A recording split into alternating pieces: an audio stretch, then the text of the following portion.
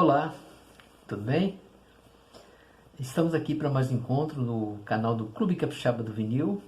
Vai ser o nosso 8º encontro da série E Por Falar em Música. Houve um pequeno hiato aí, ficamos alguns dias além do prazo combinado, né? Mas estamos de volta no novo cenário, como você pode observar. Estamos dentro do acervo do Clube Capixaba do Vinil.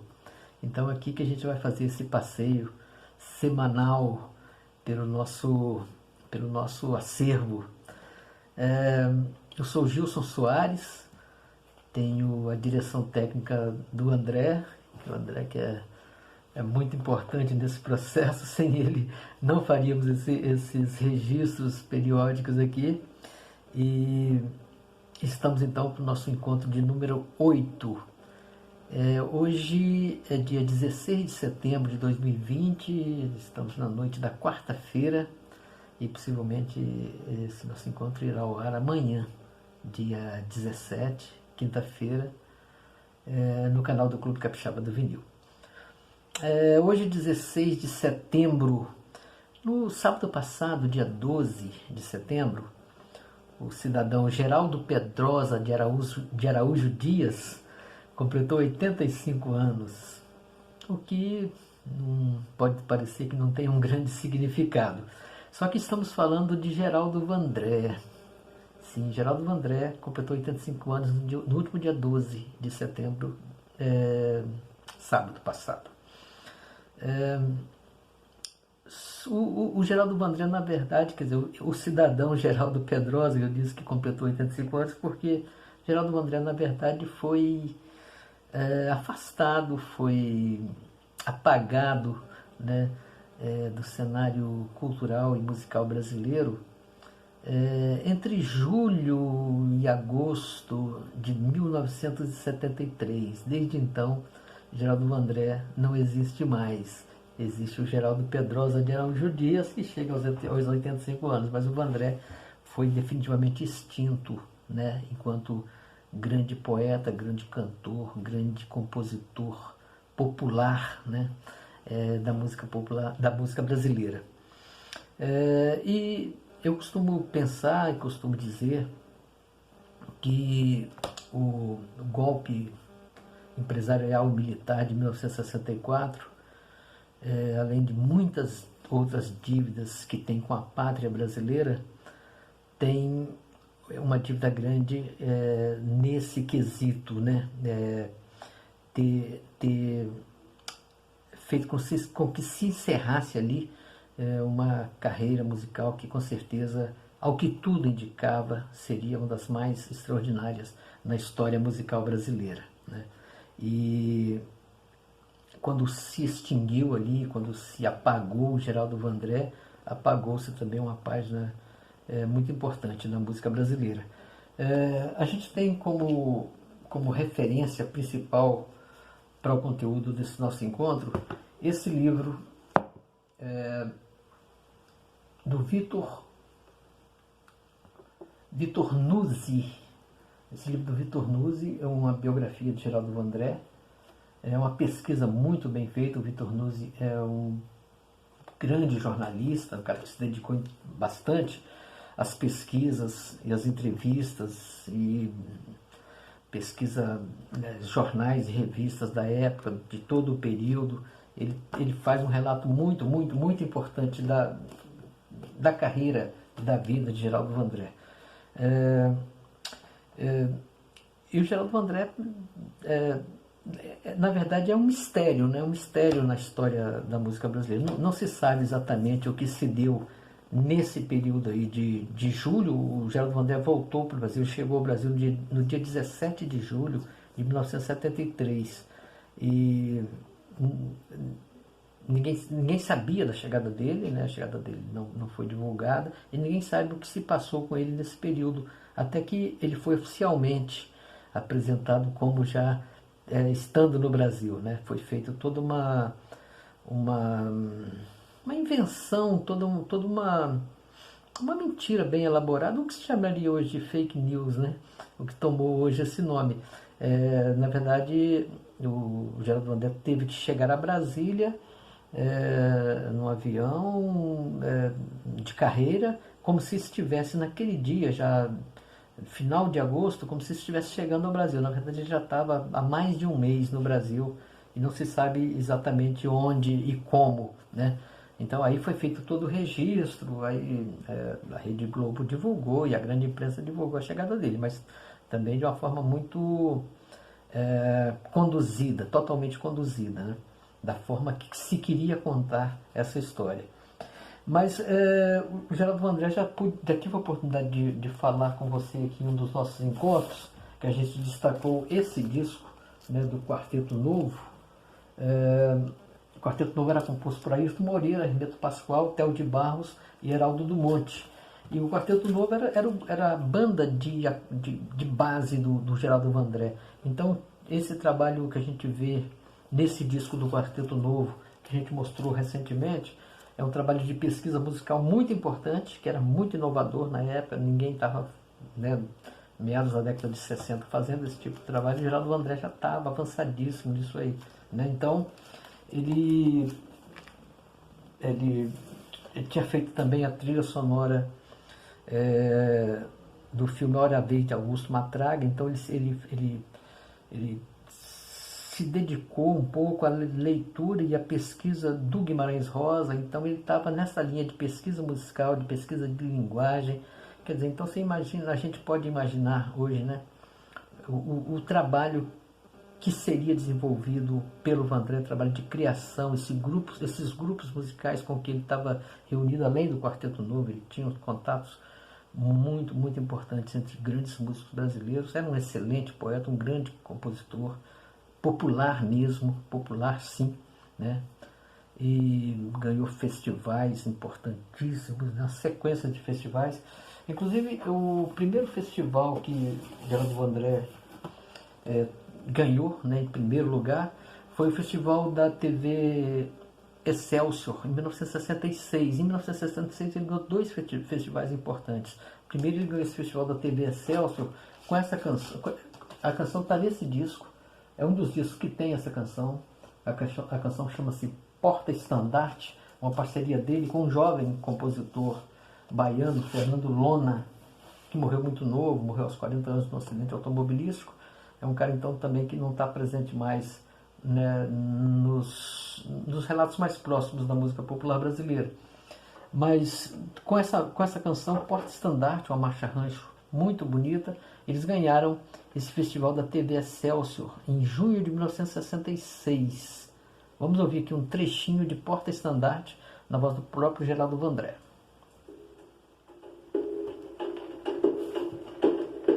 Olha que a vida se perde tristezas assim. Desce teu rancho cantando essa tua esperança sem fim. Deixa que a tua certeza se faça no povo a canção, pra que teu povo cantando teu canto ele não seja em vão. Eu vou levando a minha vida enfim, cantando. Pois é. Geraldo Vandré e Fernando Lona, Porta Estandarte. Ganhou o Festival da Excelsior em 1976, já foi um grande sucesso, gravado algumas vezes pelo próprio Vandré e por outros intérpretes.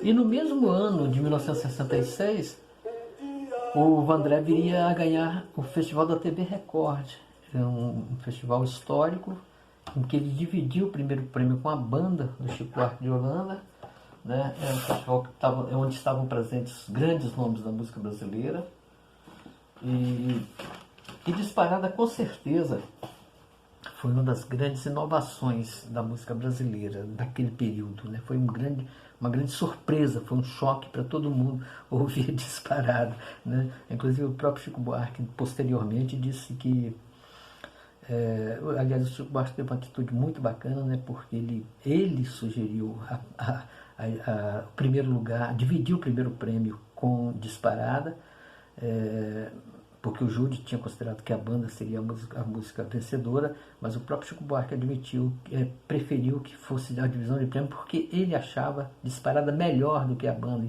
e me disse, depois que continua achando, né? Então, Disparada é uma das músicas, né, que muito importantes, muito importantes. Inclusive, devo fazer uma confissão pessoal aqui. Eu, quando eu ouvi Disparada, né, em 1966, eu tinha 11 anos, morava em Coporanga, e para mim também foi uma surpresa muito grande. Eu ouvi no rádio, né, primeira vez, foi um choque realmente, porque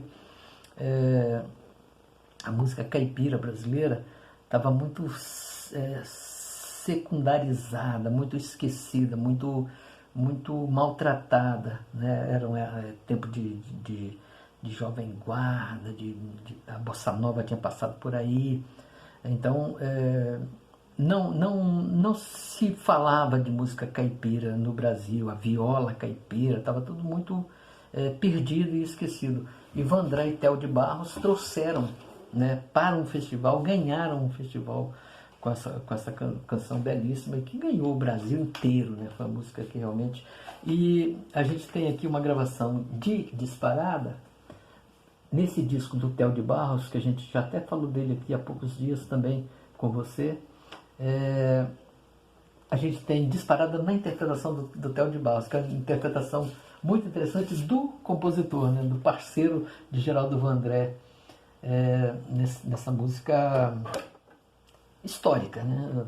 Uma música que é um dos momentos muito marcantes da história musical brasileira. Prepare o seu coração para as coisas que eu vou contar. Eu venho lá do sertão, eu venho lá do sertão, eu venho lá do sertão, e posso não lhe agradar. Théo de Barros. Aprendi a dizer não. É uma interpretação bem diferente, né, da que a gente está acostumado a ouvir, principalmente aquela, né, do Jair Rodrigues, que foi o intérprete de Disparada no festival, e a gravação mais conhecida, né? Tem a gravação também do próprio Vandré, né, que também é muito bacana, mas achei legal destacar essa aqui do Théo de Barros, que talvez seja a menos conhecida. Esse disco do Théo de Barros é um disco bem raro, ele foi lançado pelo Estúdio Eldorado, né, que é uma daquelas gravadoras nacionais de resistência, que a gente costuma falar delas de vez em quando aqui, né? A Eldorado foi uma dessas gravadoras pequenas brasileiras que entravam no mercado fonográfico para se confrontar com as grandes gravadoras internacionais que dominavam totalmente o mercado. E a gente deve a essas pequenas gravadoras muitos dos registros importantes que existem na música popular brasileira e muitas das pérolas que nós temos aqui no acervo do Clube Capixaba do Vinil. Eu costumo pensar também que o Geraldo Vandré é bastante... sei lá, tem um aspecto da obra de Vandré que é pouco conhecido, essa coisa da pesquisa musical que ele fazia, né? O Vandré ficou muito... Eu acho que existe uma grande justiça, talvez, com o Geraldo Vandré enquanto compositor. Ele ficou muito conhecido por Disparada e por não dizer que não falei de Flores, né? Que são as duas canções. Aí a parte do público brasileiro imagina que o Geraldo Vandré só fez isso, né? Mas ele fez muito mais que isso. Ele é por isso que eu acho que tem essa dívida grande com a pátria, né? O golpe e a ditadura tem mais uma das muitas dívidas que tem, né? de toda o processo de censura, de tortura e de desaparecimento de muitos jovens brasileiros naquele período. Tem também essa dívida de ter apagado Vandré, né? Que pela aquela linha de pesquisa que ele vinha desenvolvendo, né? E ele com certeza chegaria muito mais adiante. E ficou conhecido apenas, né, por grande parte do público como compositor de Disparada e para não dizer que não falei das Flores. E com certeza ele tem muito mais, né? E parcerias importantíssimas. O Vandré, depois do festival de 1968, ele, foi muito perseguido, né? Então ele ainda ficou, né? O AI-5 foi lançado, né? Foi editado no dia 13 de dezembro de 1968. O festival tinha sido em outubro, né? Então, a partir de outubro as coisas já começaram a se tornar mais difíceis no Brasil, e a partir então do dia 13 de dezembro de 1968, que foi a decretação do AI-5, a partir desse dia a perseguição começou a ser aberta e violenta, né? Então, o Caetano Veloso e o Gilberto Gil foram presos no dia 27 de dezembro, né? E aí já se sabia que o Vandré estava sendo procurado, e possivelmente o Caetano Veloso, no livro dele, Verdade Tropical, ele até informa isso, que ele ouvia, né, dos policiais, das pessoas que prenderam ele e o Gilberto Gil, que se encontrassem o Vandré, matariam o Vandré. Então, foi feita toda uma estratégia para que o Vandré saísse do Brasil. Várias pessoas contribuíram. Hoje se sabe, e o Vitor Nuzzi, relata isso muito bem aqui nessa biografia. Aliás, o nome da biografia é Uma Canção Interrompida. Aliás, um nome muito bem achado, né? Um achado, porque realmente foi uma canção brasileira, né, que se interrompeu, né, com o apagamento do Geraldo Vandré. Mas o Vitor Nuzzi aqui relata muito bem esse período, né, de fuga do Vandré. Ele ficou um tempo escondido no apartamento do Guimarães Rosa, do João Guimarães Rosa, né, do grande escritor João Guimarães Rosa. Guimarães já tinha falecido, já tinha morrido. A viúva de João Guimarães Rosa, Araci, né, que hoje historicamente sabe-se da importância dos dois, tanto lá na Alemanha quanto aqui no Brasil, né, na ajuda que prestaram, né, politicamente. Então o Vandré ficou um tempo, acho que mais de um mês, né, escondido. Depois conseguiu-se uma forma dele sair do Brasil, e o Vitor Nuzzi conta isso muito bem. E o Caetano disse, né, que ouviu mais de uma vez falarem, né, que se encontrassem o Geraldo Vandré, eles iam assassiná-lo, né? E há quem diga também, há uma análise, né, de que o assassinato do Vitor Hara, lá no Chile, pode ter sido um dos motivos de o Vandré não ter sido assassinado aqui quando chegou ao Brasil, porque tem uma repercussão muito grande mundialmente, que o Vitor Hara era um artista popular, né, muito, muito conhecido no Chile, um grande vendedor de discos, né, um homem de teatro, um professor universitário, né, e ele foi torturado, foi duramente torturado, né. Hoje se sabe que ele teve as mãos danificadas, né, totalmente estraçalhadas, coronhadas. Antes de ser assassinado, ele foi muito torturado, né. Eles foram conduzidos a um estádio lá em Santiago, o estádio Chile, né, que hoje chama-se Estádio Vitor Hara, né, e um grande número de estudantes, professores, né, foram confinados lá no estádio, né, foi um campo de concentração, e boa parte deles foi assassinado, inclusive o Vitor Hara. Mas tem uma repercussão internacional muito grande, então possivelmente os ditadores brasileiros pensaram duas vezes, né, quando o Geraldo Vandré voltou, o que poderia ocorrer de repercussão caso, né, ele fosse assassinado. Então conseguiram uma forma que é um grande mistério nacional, né, não se sabe o que se fez, mas conseguiram apagar totalmente o artista Geraldo Vandré, né. O homem, né, Geraldo Pedrosa, chegou aos 85 anos no último dia 12, mas o artista Geraldo Vandré, o grande poeta, o grande compositor, o grande cantor Geraldo Vandré, foi totalmente apagado, né. Na França, Geraldo Vandré, como já disse, gravou Das Terras de Bem Virar, esse disco lindo, importantíssimo, emocionante, que a gente tem aqui no acervo do Clube Capixaba do Vinil, uma das nossas pérolas. A gente vai ouvir, né, para encerrar nosso encontro de hoje, uma canção, um trecho de uma canção desse disco, né, da número 1, que é Na Terra Como no Céu.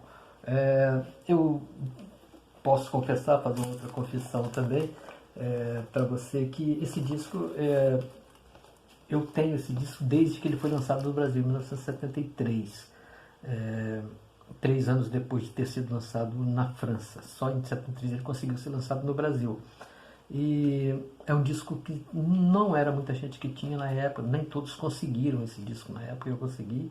Então a gente ouvia, os amigos vinham para ouvir e tal.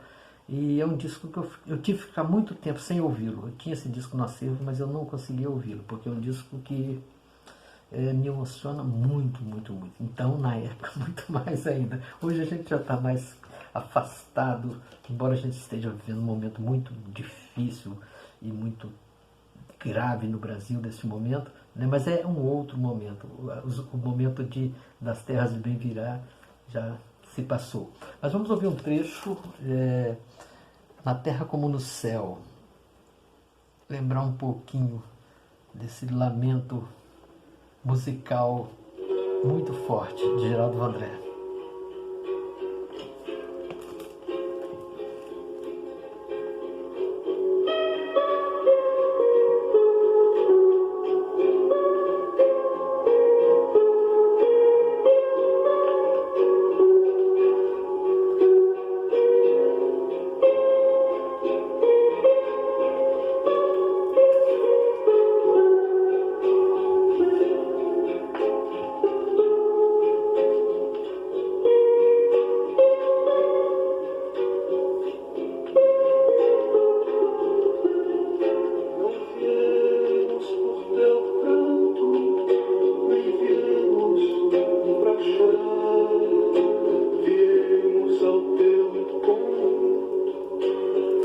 Pois é, Nas Terras de Bem-Virá, grande Geraldo Vandré, né?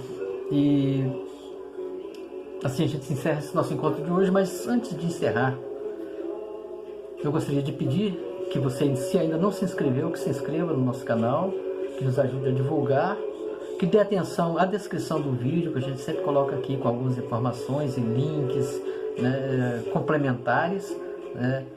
Divulgue junto com a gente e toda semana estamos aqui com o E Por Falar em Música e também com as pérolas de acetato do nosso acervo. Ok? Até a próxima. Um abraço.